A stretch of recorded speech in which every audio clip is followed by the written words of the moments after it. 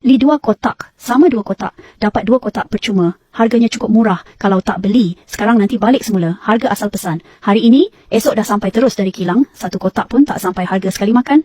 Jangan remehkan, setiap plaster mengandungi puluhan jenis herba berkualiti. Tinggi, panas.